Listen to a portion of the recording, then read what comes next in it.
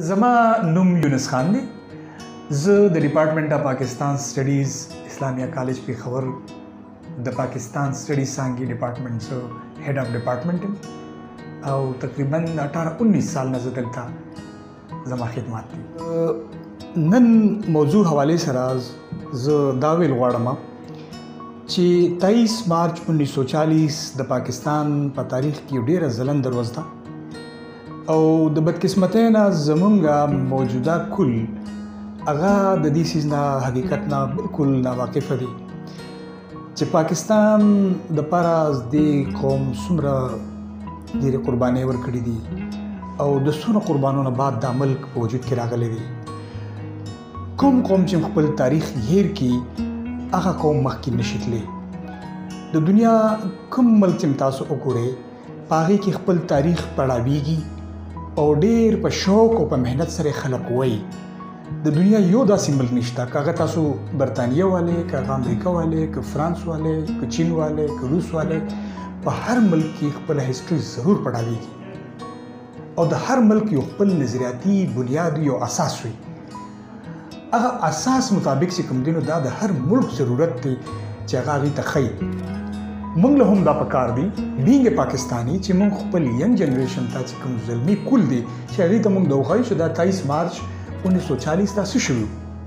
تحریک داسې و چې په 23 مارچ 1940 کې په لاهور کې شوی او دې ته مخکې به منټو پارک وي، اوس هغه د اقبال پارک په نوم باندې مشهور دی.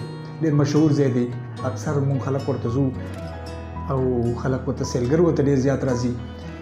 په دې کې د مسلم لیگ یو جلسه وشوه او پای کې په زرګونو لکونو مسلمانان چې د هندوستان نه مختلف ځایونو رالل هغې کېناستل او هغې یو قرارداد پیش کړو. قرارداد هغه عزت چې کوم هغه آنر هغه حاصل شو AK فضل الحق.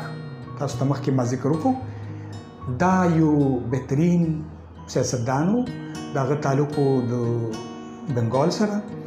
هغه دا قرارداد پیش کړو او تاسو ته پته ده چې کله هم داسې یو قرارداد پیش شي نو د هغې سپورټرز هم وي، سیکنډرز هم وي. هغه سیکنډرز هم د هغې موجود وو. ما تاسو ته وښول چې په NWP کې سردار اورنګزیب خان فرانډیایي خان هغه چې کوم دی نو دا زموږ د طرفه د خیبر پښتونخوا NWP د طرفه هغې سپورټ کړو. ظفر علي خان صاحب چې کوم نو هغه د پنجاب د طرفه وکړو او قاضي عیسی صاحب چې کوم نو هغه د بلوچستان د طرفه وکړو. دغسې د سند د طرفه مختلفو خلکو د دې سپورټ وکړو او ویې چې موږ واقعي دا زموږ منځلي مقصود دی چې موږ په هندوستان کې یو علیحده ریاست د مسلمانانو دپاره غواړو. دا یې کلیر کټ وښوله.